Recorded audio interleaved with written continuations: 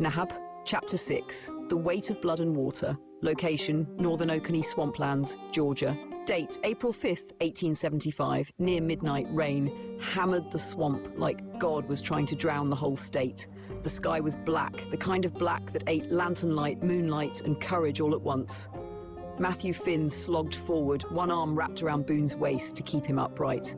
Behind them, Clay and Buck Kennedy dragged packs of supplies through waist-deep water. Every breath tasted like mud and fear. But it wasn't the storm that made Matthew's heart pound, it was the silence. The gunfire had stopped, Pike's shouting had stopped, even the frogs were quiet. The swamp only ever went silent for two reasons, death or something worse, and Matthew couldn't shake the feeling they had both stalking them. Mercer's shadow! Lightning cracked across the sky, illuminating a silhouette on a nearby ridge, drenched trench coat, hat brim low, a glint of a rifle barrel, Elias Mercer. The Pinkerton, Matthew cursed under his breath. Damn it, he followed us, Clay hissed. You sure that's him? Could be Pike. No, Matthew said. Pike hunts with noise, Mercer hunts with patience. Another flash lit the swamp and Mercer was gone. Boone whimpered. So now we got law and outlaws chasing us? Matthew didn't answer, he didn't need to. They pushed deeper into the swamp, aiming for the Franklin farm miles north. Eric and Mary Franklin were the closest thing to family Matthew had left. If anywhere was safe, it was their property. But nothing in Matthew's life had ever been simple or safe. At a flashback, why Matthew really left Pike. The deeper they trudged through the muck, the more Matthew felt the memories clawing up from the place he tried to bury them. 5 years earlier, Tennessee border country. Matthew stood with Pike and 4 other gang members in a rainy clearing. A Cherokee homestead lay ahead, smoke rising from the chimney, the smell of stew drifting from the open window. A peaceful place. A family place. Pike spat tobacco and grinned. They hid the boy that ran. Tribe boy, good with a bow, better with secrets. Matthew had protested. Ain't right, Pike. They didn't do nothing. Pike backhanded him so hard he hit the mud. Right ain't never fed you. Right ain't protected you. When the family refused to give up the boy, Pike had shot the father in the chest, then the mother. Then he ordered the house burned with their children still screaming inside. Matthew tried to stop him, got a rifle butt to the face for his trouble. He'd kill Pike right there. But the boy they were hunting had burst from the trees, shot an arrow into Pike's shoulder, and died in a hail of bullets before Matthew could intervene. That night, Matthew walked away, walked straight into the wilderness and never looked back. Until now, when Pike came looking to finish the work, the memory burned like fire in his ribs. The swamp ambush, Buck froze, raising a hand. Hear that? Matthew did. Branches breaking, boots splashing, mutters in the dark. Pike's men.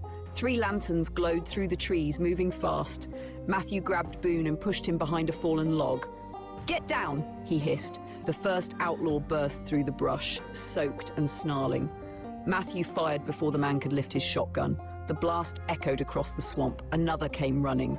Clay took him down with a rifle shot. Buck pulled a machete. I see one! To the left! Then something huge and black lunged from the reeds. It wasn't Pike's man. It wasn't a man at all. The legendary beast returns. The Black Panther Matthew wounded earlier, bigger than any normal cat, near 7 feet nose to tail, slammed into Buck Kennedy, sending him sprawling into the water. Mud churned. Buck screamed as claws raked his arm. Matthew fired twice, the bullets thudding into the beast's flank. It roared, a sound that made the swamp tremble. Clay rushed forward with his knife, slashing its shoulder. The panther twisted, jaws snapping shut inches from Clay's face. Then it vanished again into the reeds, leaving only the sound of Buck's panicked breathing and the ripples in the dark water. Damn thing ain't normal, Buck gasped. Ain't no regular cat. Matthew cut him off. Move, before it comes back. Pike himself arrives, another lantern approached. Then a voice Matthew knew too well. Matthew, I know you're out there, boy. Pike, he sounded drunk on rage. You left me with a debt, Pike crooned. You took my men, and I'm here to reclaim what you owe. Matthew motioned to Clay. Get Boone moving. Now. But Pike wasn't alone. 3 more men appeared in the rain behind him, armed, confident, ready for blood. Matthew raised his revolver. Pike, he shouted.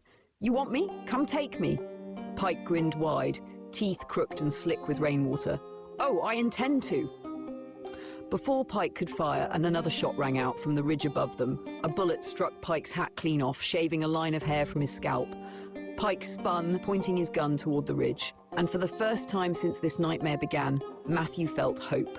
Mercer stepped from the shadows, rifle in hand, voice cold. "Pike, you're under arrest for 18 counts of murder."